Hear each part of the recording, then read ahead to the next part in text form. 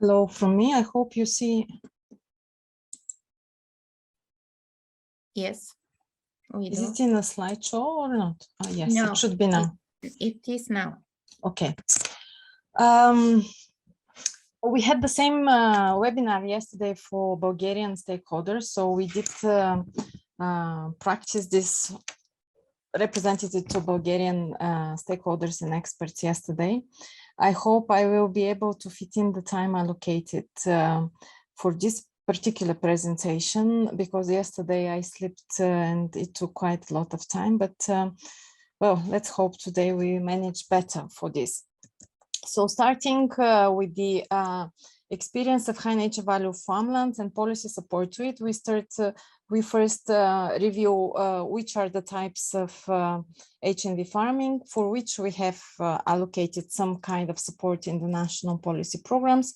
Clearly, type 1, semi-natural grasslands, the largest share of HNV farmlands initially recognized in Bulgaria, identified as potentially of high nature value, were in this category, type 1.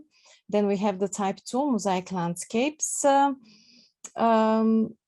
less in territorial scope, but not less in significance. Unfortunately, they do not have a specific target support scheme to them in the previous two programming periods, which are the ones we studied, and we see what is the impact on them. And type 3, the arable lands important, particularly for bird species, they do have a specific type of support, and we see also what is the impact on them. Briefly, the overview of policy support that was allocated to well, under nature-friendly schemes, as we call them here, in the 3 programming periods in which Bulgaria did have some kind of support from EU funds. And the first one, the SAPART program, which prompted the country to develop and to consider at all developing policy support targeted to environmental aspects of farming, where we have introduced the semi-natural habitats agri-environmental schemes. Unfortunately, SAPART agri-environment only started in 2006, so basically had no specific impact on the ground for farmers and for the habitats and land uses that were targeted by it. Then the other 2 periods where we were already member of the EU and had the full size rural development programs. In the 2 agri-environmental schemes contained measures to support HNV farmland, both HNV pastures and HNV arable land. We will have a look at them later on.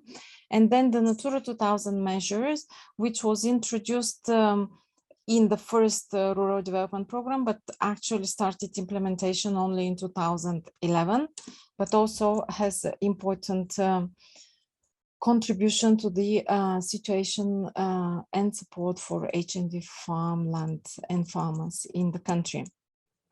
So starting from 2007, this map is the one that has initially identified the HNV farmland in the country. In the green are the permanent pastures.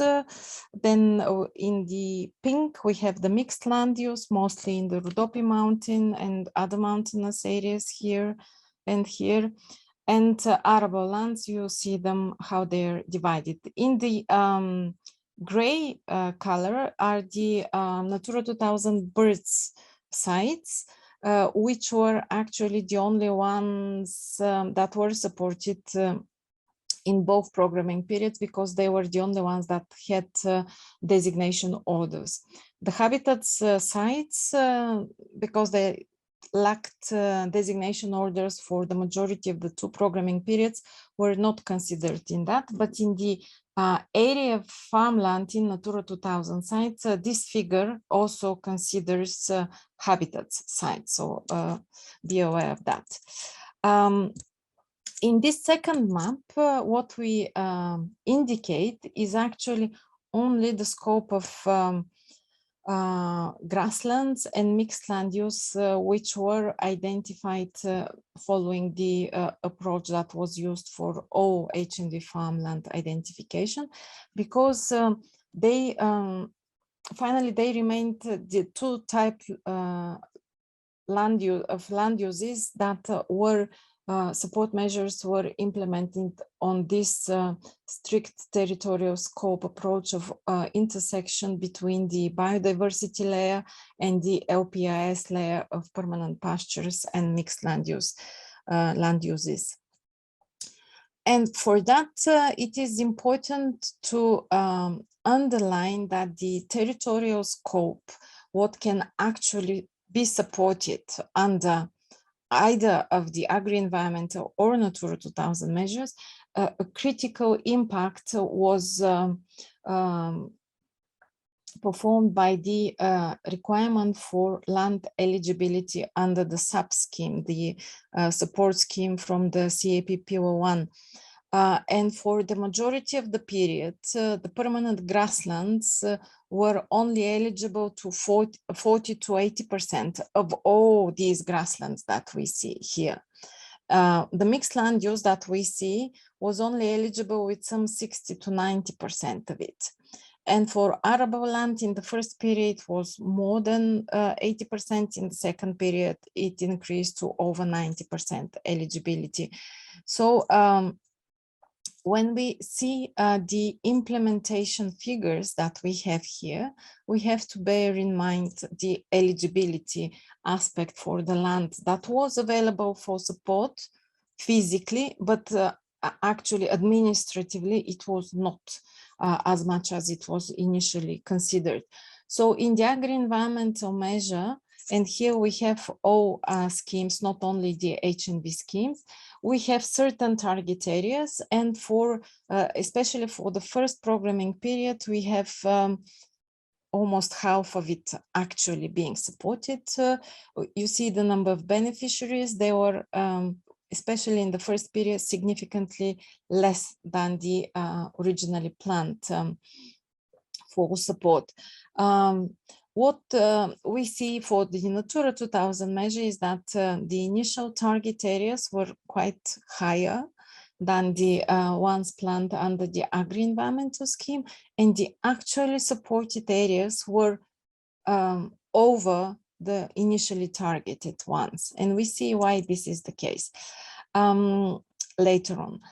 When we look at the specific support for HNV pastures and meadows under the agri-environmental scheme, we see that the highest share or highest area of supported grasslands is in 2015, and then it's significantly less in either of the years in the first or second programming period. While the arable land that is habitat for some selected bird species, the total area is approximately 1,000 hectares per year. So quite significant difference, having in mind the abundance of HNV grasslands as initially identified and actually supported throughout the years, as we can see.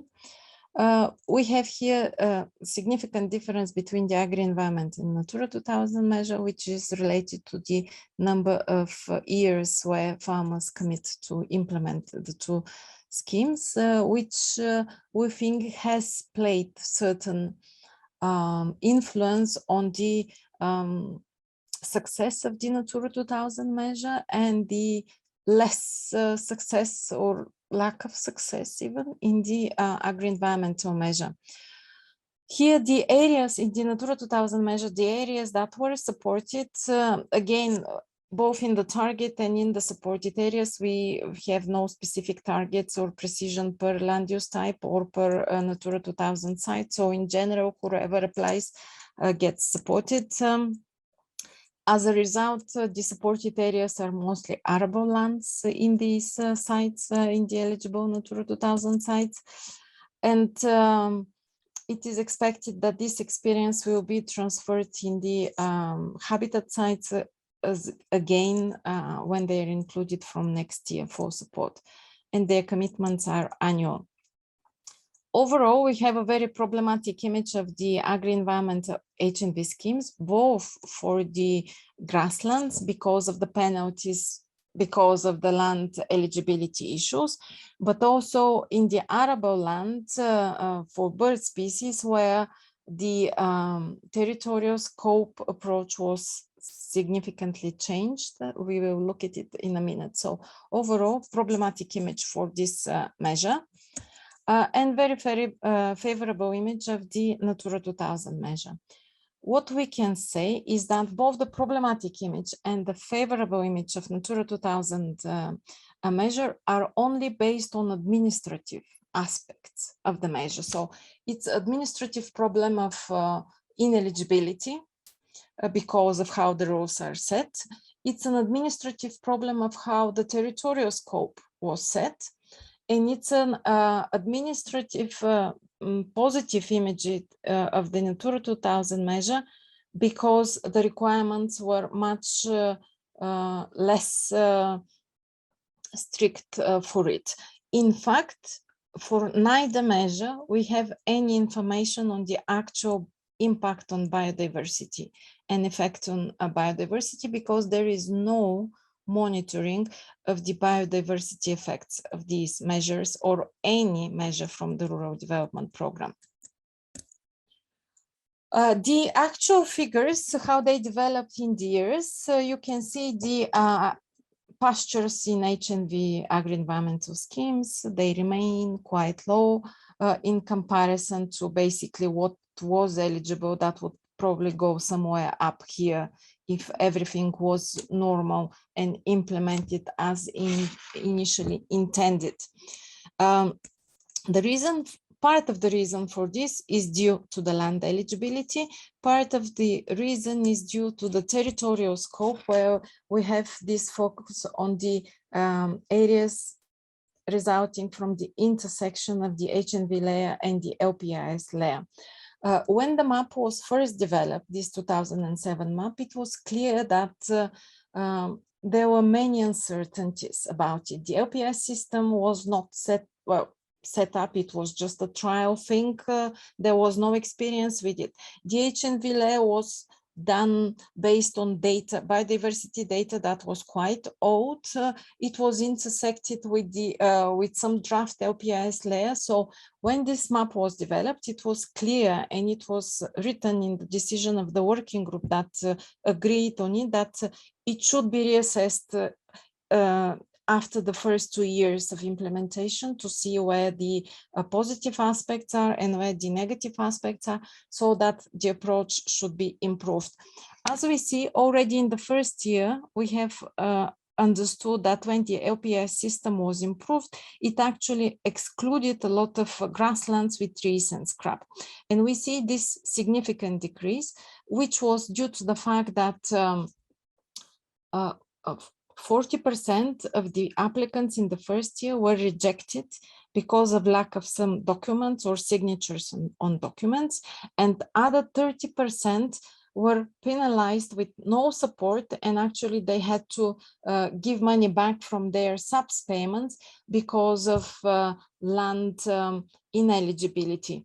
And instead of revise the overall approach, it was continued like that, with this intersection of the HNV layer throughout the years. What is even worse is that after 2010, there was absolutely no information of how this HNV layer, specialized layer, was changed, but it was changed each year of implementation here. But neither farmers nor the local administration had information what was changed in this layer and what were the criteria for changing of the layer. The arable land scheme, you see here in the first years, when it was in implementation, almost no interest. In these first years, it was implemented still on the intersection of the layers, but the intersection was with the target bird species habitats, with the LPIS layer. In 2012, here, there was a change in the territorial scope where all the land units with arable lands that have actually habitat of species, of the bird species, irrespective whether it's the entire land unit or a part of the land unit, but all of it was made eligible for this scheme. And we see that in the first years, we have some increase in the applicants, and then in the second period, we have considerable increase in the applications, to the extent that these applicants and areas that were declared for support were so high that they utilized the entire budget also from the entire agri-environmental measure, because they were not allocated per scheme for the period. So basically there were no new applications in this measure, but also no new applications here for the HNV pastures and meadows. And hence the quite problematic image of the agri-environmental HNV scheme. On the other hand, Natura 2000 was implemented already from the very beginning on the territory of the entire site. All agricultural land in the Natura 2000 site was eligible for support, and the annual commitments basically reflect the fact that we have considerable areas included there for support. What is more, in another study that we've done last year, it was evident that the areas, the agricultural land that was made eligible in the Natura 2000 sites has increased, especially in these periods here, because farmers basically cleared all the unwanted vegetation, which made their pastures particularly ineligible for Pillar 1 support. The correlation coefficient between Natura 2000 and sub-support is 1. So you can imagine what level of clearance has taken up in these areas. So what are the effects of these 14 years of support on the land use in the country based on the initial map, 2007 map? All the areas you see colored in gray are areas, farmland that is eligible for support in 2019 and 20 as well, because they have not changed significantly in these 2 years. All the areas you see in color, basically green and pink, are areas that are no longer eligible for support. And these areas in color that you see are approximately 500,000 hectares of pastures and mixed land use that are no longer eligible for support. On the other hand, the other effect on the gray area, it has remained eligible for support, but we do have significant changes in it, and we will have a look at it. This is the first effect, the areas that were lost, and these are the administrative districts, and we have significant losses. So 7 districts, the dark brown, where we have more than 52% of the grasslands identified as HNV in 2007 that are lost, no longer eligible, no longer in the agricultural land register. The other 6 have lost between 40 and 52%. So basically half of the country has lost the majority of its grasslands as eligible for support. What happened to the gray areas on our 2007 map that are still eligible? This is the actual land size per land use category in 2007. These are the areas in gray that are still eligible. So from the 368 arable land eligible in 2007, in 2019 we have 330. From the permanent pastures, almost less.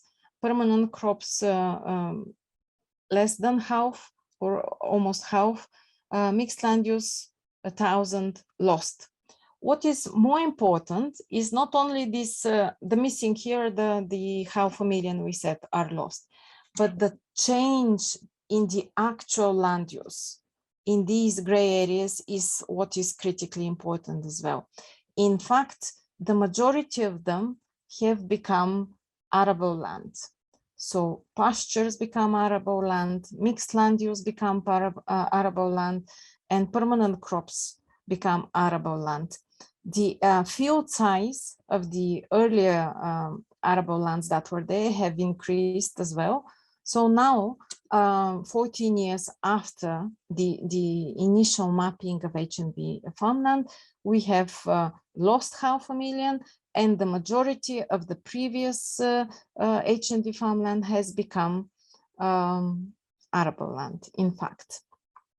And the remaining ones, we have only 20, well, 1/4 basically is still permanent pastures. The mixed land use also decreased significantly, permanent crops almost disappearing from this. So basically the low level of supported HNV grasslands is on the one hand due to the fact that they become completely ineligible, and on the other hand that the ones that were targeted initially have become arable land, and as arable land they're not eligible for the HNVF support. So basically we have significant shift of the land use in the country.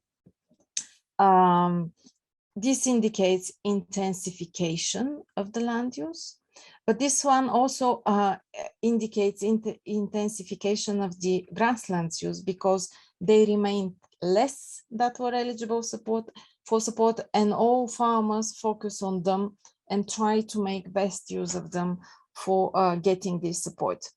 And clearly these changes here indicate that we need an urgent reassessment of the HNV farmlands. What are the lessons learned? We have grouped them in 6 categories. So the first one related to identification and targeting of support. Second one relates to the communication with target farmers and PR of the HNV farmland. Advice and training of farmers, training of local administration and advisors are the other 2 groups. Then a very important group is the monitoring and evaluation of the implementation effects and cooperation with NGOs and researchers. Clearly, there is a need of new assessment of the HNV farmland. Which is it? How much has it changed? Is there a new one that has appeared? Where has it appeared? How is it managed? Who are the farmers that still maintain these areas? What are these farmers' needs? Which species and habitats and ecosystem services depend on them? What is needed to maintain or improve them? These are basic questions that are necessary for a proper design of new support to HNV farms. The territorial scope of the HNV grasslands. As we said, the initial idea was that we use this approach only in the first couple of years to see whether it's relevant or not. It has remained for 2 programming periods, despite our continuous request to the ministry to reassess it, to reassess the layer, to reassess the approach, but it has remained for 2 programming periods. And for us, a logical question is whether the strict GIS overlay of data, which is not very reliable because it was not field verified, should continue, or we should take a different approach to target areas. And of course, the permanent pasture definition, which even in the new strategic plan remains at its worst case situation, 50 trees, 100 trees, etc. No use of the flexibility option, but we continue to insist on the use of this flexibility option, even if there would be agreement to exclude the percentage of ineligible areas above a certain higher percentage of eligible trees and scrub, because they are part of the natural habitats in the country.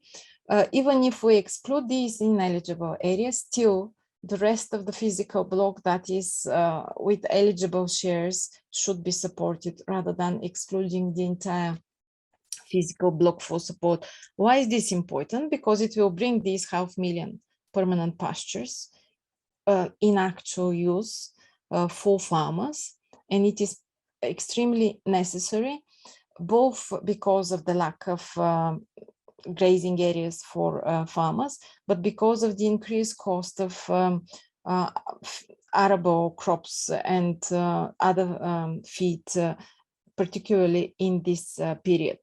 And this will also reduce the pressure on the currently eligible pastures. The communication with farmers and the PR of the HNV farmland, why we consider that there is still a gap. If you look at this map, we have presented here in green the areas, the permanent pastures that are supported under the agri-environment and Natura 2000 measures together. And the yellow columns, yellow bars, you see the permanent pastures declared and supported under the SAP scheme. So basically, there is, especially in the areas where we have significant loss of HNV grasslands, we have quite a serious share of grasslands that are supported under the SAP scheme.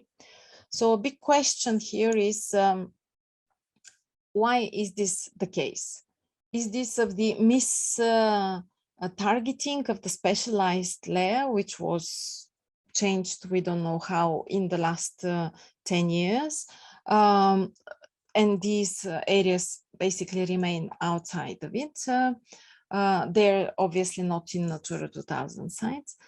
But even if so, what about the rest? Is it because farmers, especially here, we have many farmers in these regions, they are not aware of the opportunity, they're not willing to commit to nature-friendly farming, they lack information on the measure? We need to communicate with them. We need to understand what is the situation, rather than say, well, there is no interest in this measure, there is no interest in the other measure, so scrap it overall, rather than reassess it. This communication with farmers has to be improved. Then the advice and training. We consider the farmers that still maintain HNV farmland very, very important partners. What we observe, however, is that there is a complete lack of specialized and targeted training and advice for them. Which are the conservation important plant and animal species in their farms? Why are they important for biodiversity? How they can identify and monitor them? Which farming activities improve them, which deteriorate them? So this information is basically available only to a few farmers that collaborate with environmental NGOs who try to provide this information to this group of farmers that they work with. But across the board in the country, this has not happened. What has happened is some general trainings that were offered as part of the training scheme, but it is so general that basically it has more negative impact than positive improvement of the knowledge of farmers, because the general information, oh, you should improve biodiversity because it's important for you, but how it is important, why it is important, what you can do, this is missing. So this type of general type of information days, training courses actually demotivate farmers to participate in them. And this has to be improved. The same is true for the local administration and advisors. In our basically years of communication with farmers and studies and research we have done in this direction, farmers have systemically pointed out that the municipal agricultural offices are their main source of information on CAP support. And from the public bodies, the other body is the National Agriculture Advisory Service, DNAS. So it is very important that the people in these administrations have the capacity and knowledge to provide information to farmers, not only in the administrative aspects, but on the specific aspects we have discussed earlier. Which are the important plant bird species on their farmland? Why are they important? How they can identify them themselves? Which activities are beneficial? Which are not? Where they can get special targeted advice. Then monitoring and evaluation of the implementation effects. Basically, this is a no-brainer, but it seems we have to keep on insisting on it because we can never say how good a measure is unless we see the actual effect of this measure on the main objective, biodiversity improvement, achieving favorable conservation status of species. This is the main objective of these measures. And when we have no monitoring, then we can't say whether they're successful or not. And what we observe in the last 14 years, reporting only number of farmers supported, size of the paid subsidy. Even the land use type and the size of the supported farmland is not easily accessible and regularly reported. We consider monitoring and evaluation system for the environmental impacts of the RDP program, CAP funding overall as a baseline for the good governance. Unless we have it, we cannot say we are successful or not. Also, the forward thinking for developing result-based agri-environmental schemes are also dependent on the availability of such information. And now that we try to pilot test this type of support in Bulgaria, we see that the lack of this information will be a major obstacle to the national-wide development and mainstreaming of this approach. Involvement and collaboration with NGOs and researchers. You will see from Viera's presentation that followed this one that some of the most innovative and integrated approaches for HNV farmland were actually initiated, developed and implemented by nature conservation NGOs. Unfortunately, it seems that their capacity is being highly neglected, ignored, and pushed away by the government in the last 10 years. So it remains a one-sided willingness to contribute by nature conservation NGOs. The other experience and knowledge that is considerably neglected, particularly in the evaluation of biodiversity environmental impacts of the CAP support. This is the research experience of scientists, researchers that can work together to make a better assessment of the programs, and this has to be improved. And with that, thank you for your attention, and sorry if it has taken so long. Viera? Yes, I think this time it's really amazing how you fitted the time today. Anyway, so now the question is yours. The floor is yours. So you can ask questions. We have the first question in the chat by Vanessa. She's asking, is there any correlation between different types of farms and take-up of high nature value farmland measures? I see you have to leave now, so I will answer this immediately, but it's very difficult to say because we don't have access to reliable information on the farmers that receive support and the type of land use that they use this support for. So this is what is lacking when we say there is no monitoring and evaluation system. So we are trying to make some assumptions, etc., but we cannot make this analysis to that level, to who are the farmers. For this, we need a lot more information, which we have no access to, unfortunately. Okay, other questions? Can I ask a question? Yes. I mean, first of all, a huge thanks. I mean, absolutely fascinating, and you're to be congratulated on the extraordinary work that you continue to do, and with such integrity and with such detail and with such persistence. But you are, in many ways, a shining light in the watchdog function that you are performing in this corner of Europe, particularly, but also more widely.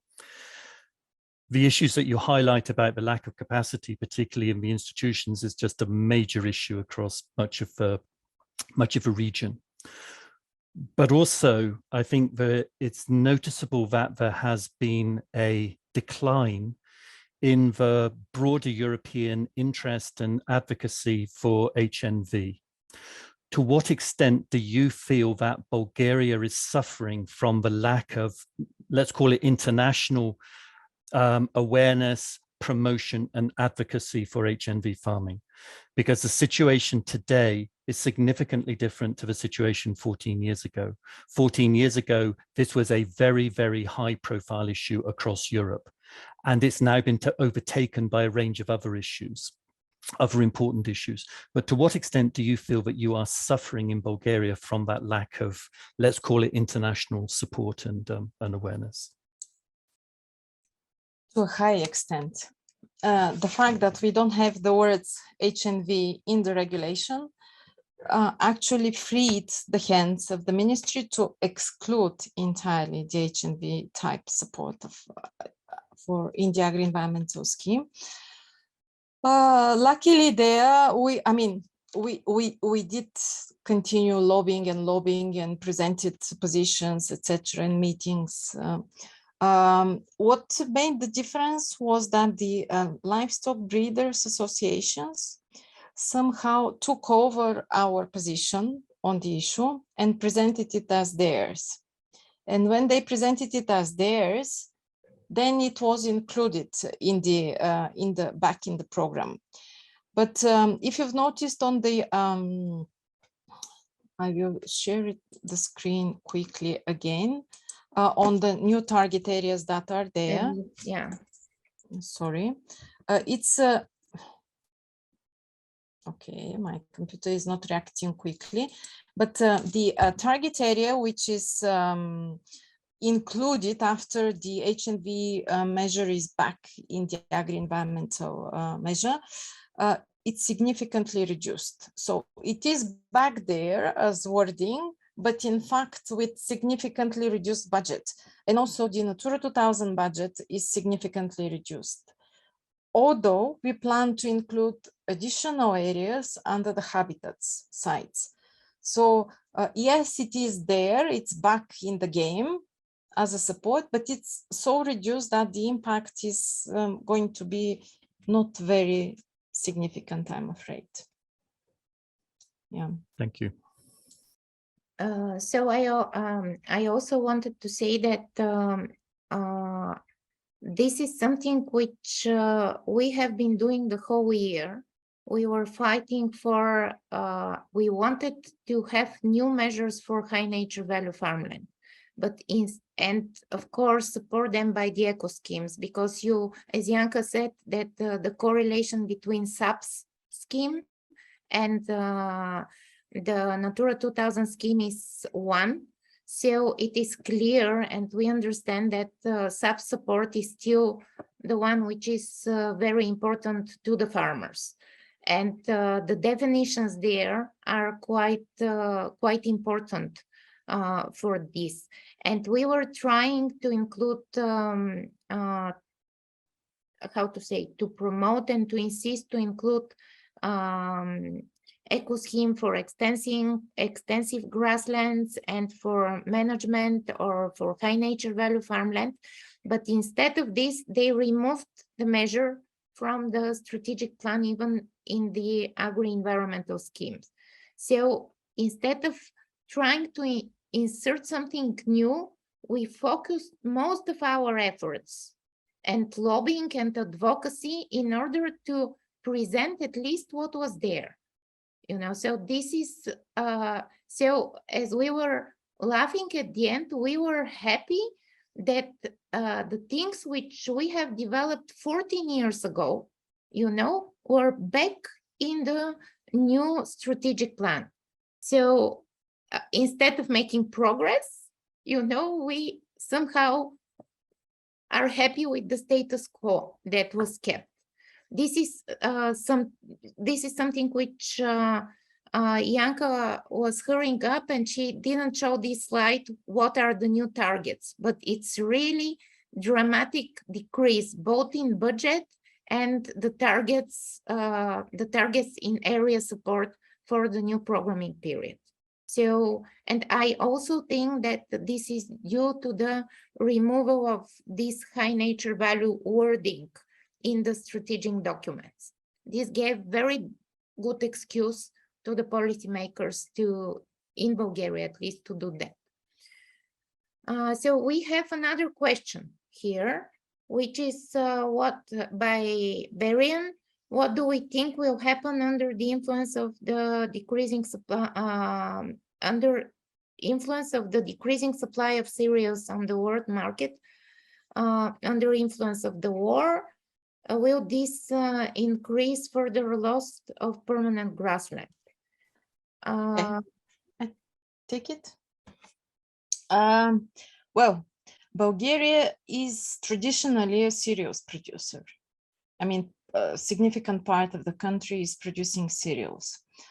What happened as a result of the SAPS support, CAP support in Bulgaria, cereals production was extended even in areas which were traditionally not used for cereal production. So this was done already before the war and already before this problem with the cereals. And in fact,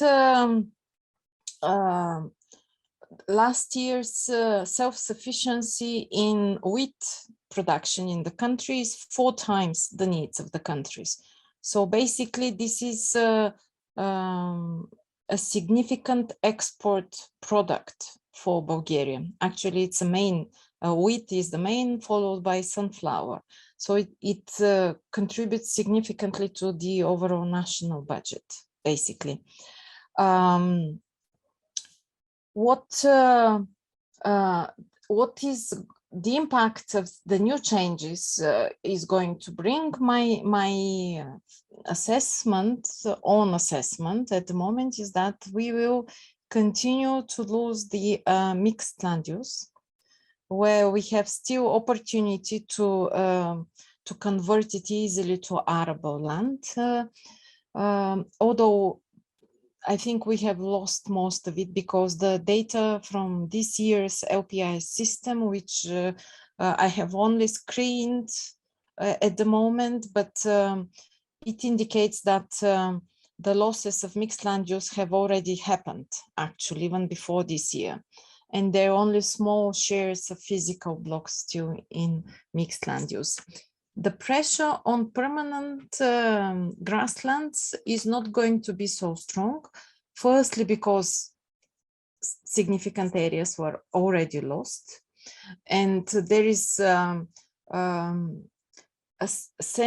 mean, you can feel the tension already between livestock breeders and other land users for access to grasslands, because they do not have access to grasslands. They cannot increase their herd size. They cannot maintain their herd size. The livestock unit per hectare allocation ratio is quite high already. So even this allocation ratio of the public grasslands is prompting intensification on existing grasslands. So I do not expect conversion of existing permanent grasslands to arable land on a significant scale, let's say like that, because of the processes of the last 14 years. These were already ongoing for quite a lot of time.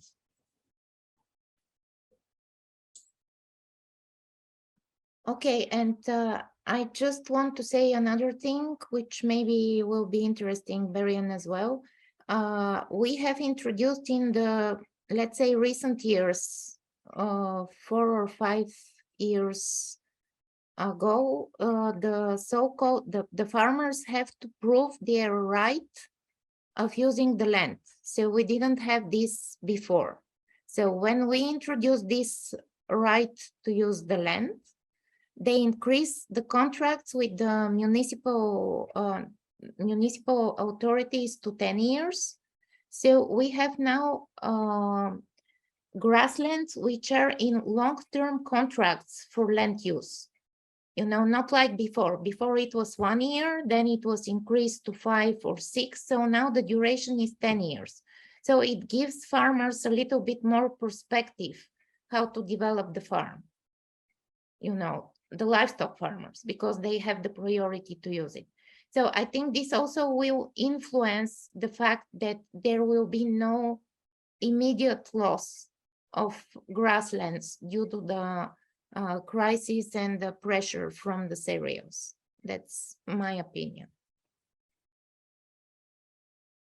So anyone has any other questions?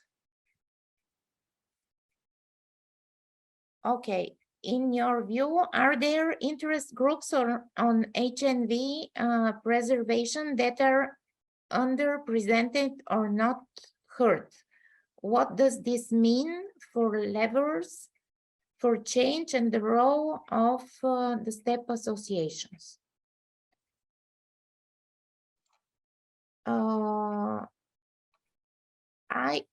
I can take this one. So our view is that there are a lot of HNV farmers which are managing the land extensively, but they don't want to use the support because they are afraid of penalties and they are afraid to be sanctions of, let's say, by the paying agency.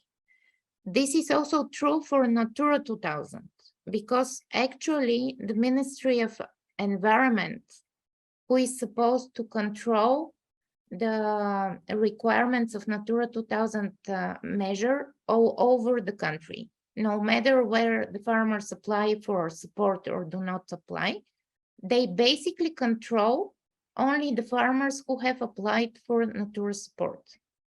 So the reluctancy of the farmers to apply for nature-friendly support measure is, on one side, as Janka explained, because they don't know how to do it, or they have not enough information.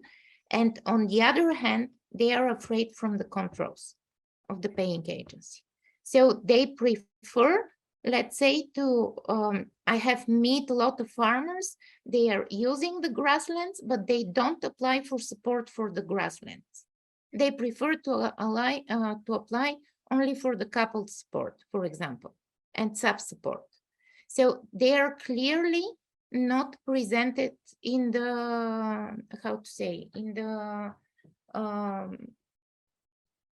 groups which are developing the new strategic documents. Janka will show you how many of the interviews farmers are part of some unions or farmers groups or cooperatives. It's less than 20% actually from the one that we interviewed. So they rely to the biggest extent on what they hear from the municipal offices.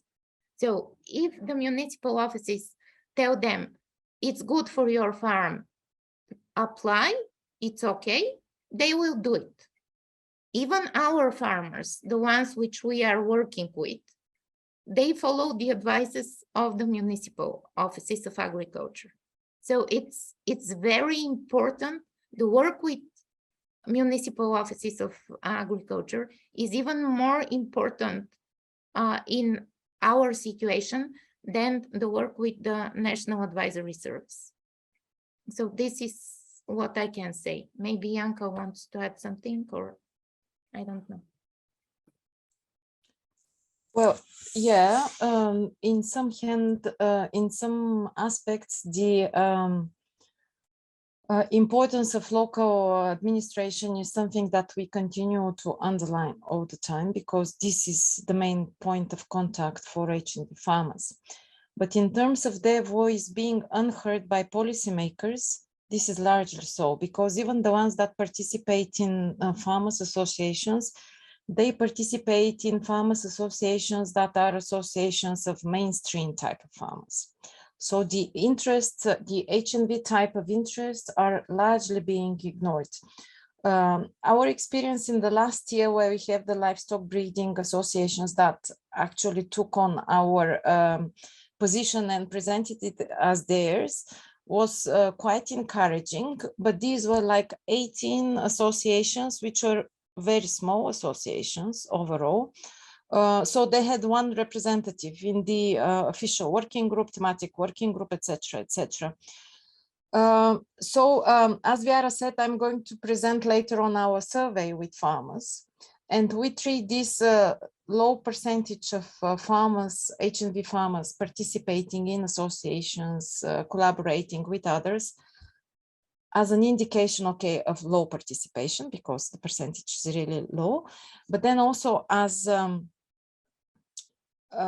clear field for intervention and work, so that their interests become more represented, because at the moment they are not to this extent.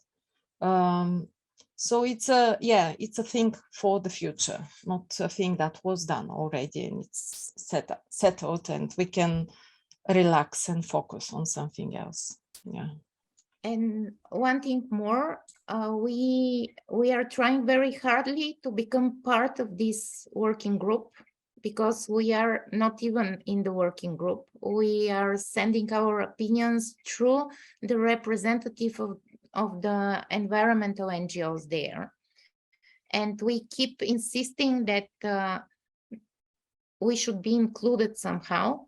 But currently, this is not the case, and it is obviously not going to happen during the process of elaboration of the plan. Let's hope that we can manage to do something after that, because these are the reactions of the ministry. So it makes it even worse. So we were happy when they took the position and presented it as their own, even though they didn't say it's step position. But yeah, at least we fulfilled some results which we wanted to fulfill there. So this is something. And I will carry on with Mark's question on a key, whether do we anticipate that application of the key strategic approach in strategic plan will help. So the approach as it is written in Bulgarian strategic plan was also questioned by us, because the Ministry of Environment is not part of this this approach. The environmental NGOs are not part of this approach, and even the universities, like University of National and Local Economy and the environmental parts of this university, are not part of this approach. And we have questioned this and asked them. So I think the university was included, but this is not the case with the Ministry of Environment and the environmental NGOs, at least not in the version which was sent to Brussels. So I don't know. I don't have the feeling that it will help that much. So what I suggest is to move to the other presentation. I will try to keep it short, because anyway, it's not that colorful and that how to say interesting presentation as Yanka's one. But anyway, we have tried to show you the results which we had from analyzing some of the projects.